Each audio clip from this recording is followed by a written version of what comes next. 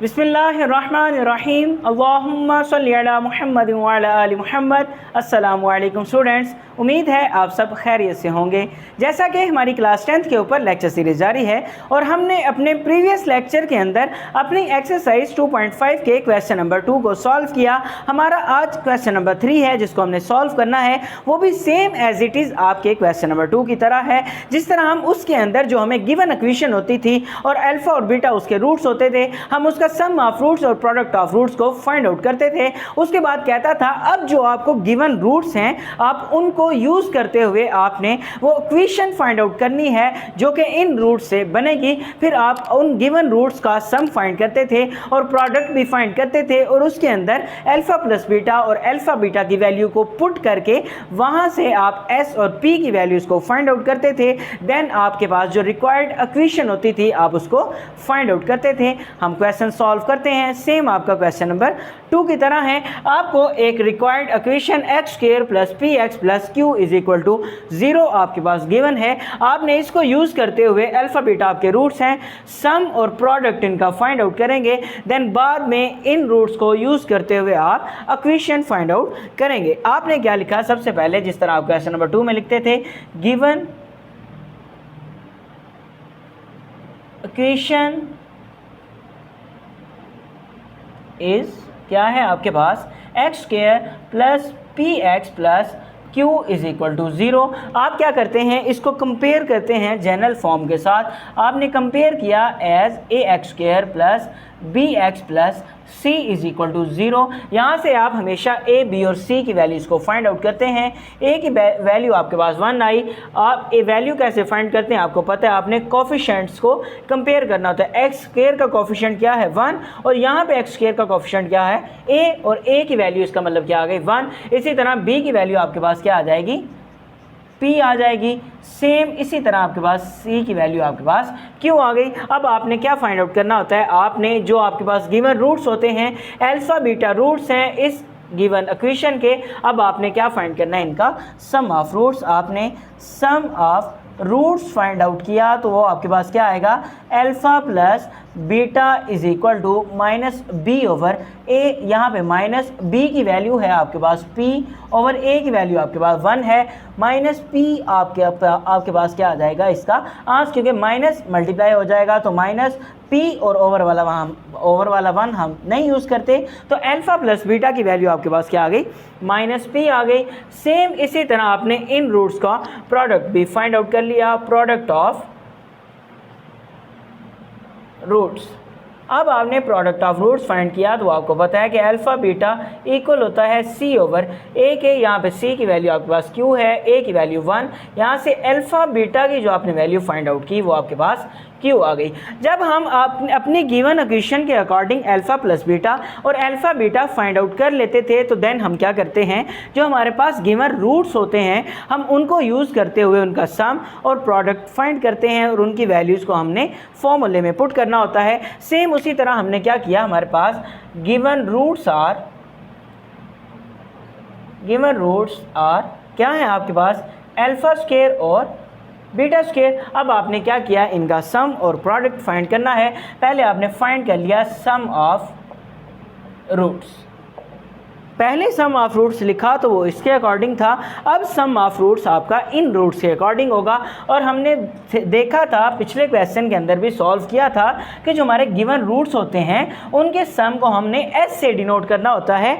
वो किस लिए, क्योंकि हमारे पास फॉर्मूले के अंदर एक्स और एस और पी यूज़ होते हैं, plus P is equal to 0। हमने S और P की वैल्यूज़ को फाइंड आउट करना होता है, इसलिए हमारे पास यहाँ पे इन सम को हम क्या कहते हैं, सम ऑफ रूट्स को S कहते हैं। इज़ इक्वल टू इन दोनों का प्लस किया, सम लिया तो आपके पास क्या आ जाएगा, alpha square plus beta square. और जबकि हमारे पास इनकी वैल्यूज़ मौजूद नहीं है तो ये भी हम कर चुके हैं कि इनकी वैल्यू मौजूद ना हो तो फिर हम इसको कंप्लीट स्क्वायर बनाने के लिए खुद से 2 अल्फ़ा बीटा ऐड भी करवाते हैं और सब्ट्रैक्ट भी करवा देते हैं। और देन हमारे पास पहली 3 वैल्यूज़ मिलकर एक कंप्लीट फार्मूला बनाती हैं, अल्फ़ा प्लस बीटा का whole square minus 2 alpha beta वैसे का वैसे ही आ जाता है। और यहाँ से हमारे पास अल्फ़ा प्लस बीटा और अल्फ़ा बीटा की वैल्यूज़ को हमने पुट करना होता है। सेम उसी तरह आप अल्फा प्लस बीटा की आपके पास वैल्यू है माइनस पी और इसका क्या आ गया आपके पास स्क्वायर माइनस टू फॉर्मूले का अल्फ़ा बीटा की वैल्यू आपके पास Q है, आपने Q लिख दिया। यहाँ पे P का स्क्वायर आपके पास क्या हो जाएगा, माइनस माइनस प्लस, स्क्वायर जो है माइनस को प्लस में चेंज कर देता है, और P का स्क्वायर क्या आ गया, P स्क्वायर माइनस 2Q आ गया। ये आपके पास किसकी वैल्यू आ गई, सम ऑफ गिवन रूट्स की। अब आपने गिवन रूट्स के अकॉर्डिंग प्रोडक्ट ऑफ रूट्स को भी फाइंड आउट करना है। आपने लिख दिया प्रोडक्ट ऑफ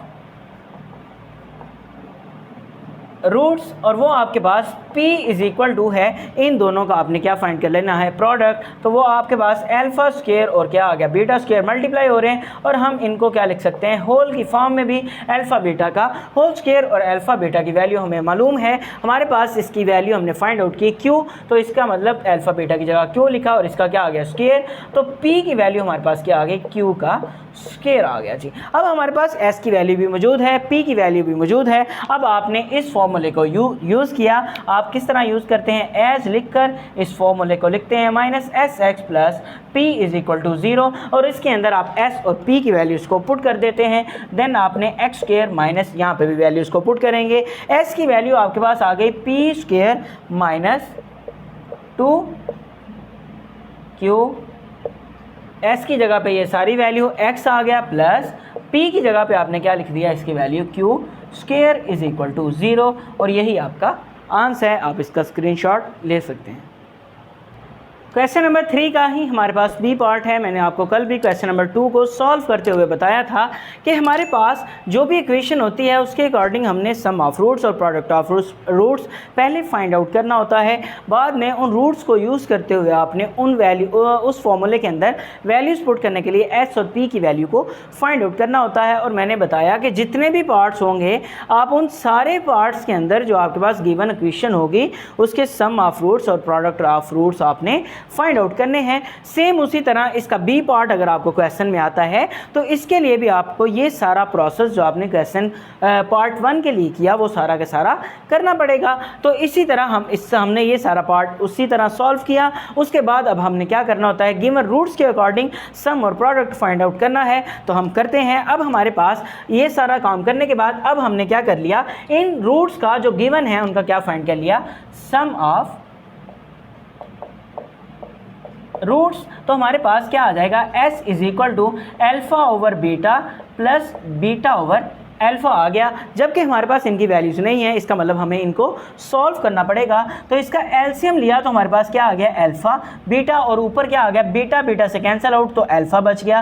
अल्फ़ा अल्फ़ा से मल्टीप्लाई होगा तो alpha square, plus alpha alpha से कैंसिल आउट, बीटा बचा तो बीटा बीटा से मल्टीप्लाई होकर बीटा का स्क्वायर आ जाएगा। यहाँ पे अल्फ़ा बीटा की तो वैल्यू हमारे पास मौजूद है, but alpha square plus beta square की वैल्यू हमारे पास गिवन नहीं है, ना ही हमने कभी फाइंड आउट की है। लेकिन इसको सॉल्व करना हमने कई बार सीख लिया है।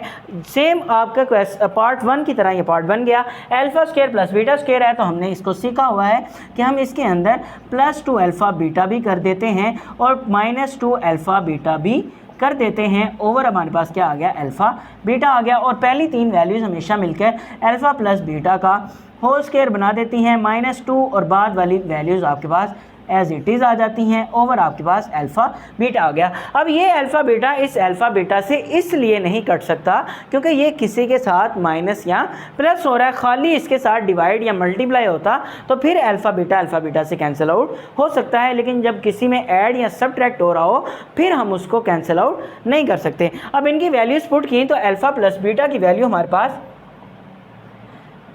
है माइनस पी का आपके पास क्या आ गया, स्क्वायर, -2 अल्फ़ा बीटा की वैल्यू आपके पास क्या है जी, क्यू, ओवर अल्फ़ा बीटा की वैल्यू आपके पास क्या है जी, क्यू। दोबारा आपने पुट कर दी। यहाँ पे अल्फ़ा प्लस बीटा की वैल्यू -p पुट किया, -2 फॉर्मूले का अल्फ़ा बीटा की जगह आपने क्यू पुट कर दिया और इस अल्फ़ा बीटा की जगह भी आपने क्यू पुट कर दिया। -p का स्क्वायर आपके पास p स्क्वायर हो जाएगा, माइनस ख़त्म हो जाएगा, -2q ओवर आपके पास क्या आ गया, q, और ये आपके पास क्या आ गया, सम ऑफ रूट्स आ गया जी। अब आपने फाइंड आउट करना है प्रोडक्ट ऑफ रूट्स। आपने प्रोडक्ट ऑफ रूट्स फाइंड किया। आपको पता है कि p इज़ इक्वल टू है इन दोनों रूट्स का प्रोडक्ट या मल्टीपल। हमने क्या कर दिया, अल्फ़ा बीटा इनको मल्टीप्लाई करवा दिया आपस में, beta over alpha, alpha alpha से कैंसिल आउट, बीटा बीटा के साथ कैंसिल आउट, तो क्या बचा 1। हमारे पास प्रोडक्ट P की वैल्यू क्या आ गई 1 आ गई जी। अब आपने इस फॉर्मूले को यूज़ करते हुए इसके अंदर S और P की वैल्यूज़ को पुट करना है, जो आपके पास फॉर्म बनेगी वही आपका आंसर होगा s x square minus s x plus p is equal to 0। ये आपके पास एक रिक्वायर्ड फॉर्मूला है, इसके अंदर आप वैल्यूज़ पुट करते हैं, तो आपने पुट कर दी एक्स स्क्वायर माइनस एस की जगह पे आपने पुट कर दिया P square minus 2q over q, साथ इसके x आ गया, प्लस p की जगह पे आपके पास 1 आ गया इज इक्वल टू 0। और यही आपके पास रिक्वायर्ड इक्वेशन है जो कि आपका आंसर है। आप इसका स्क्रीनशॉट ले सकते हैं। उम्मीद है आपको ये भी एक्सरसाइज इजीली सारी की सारी समझ आ गई होगी।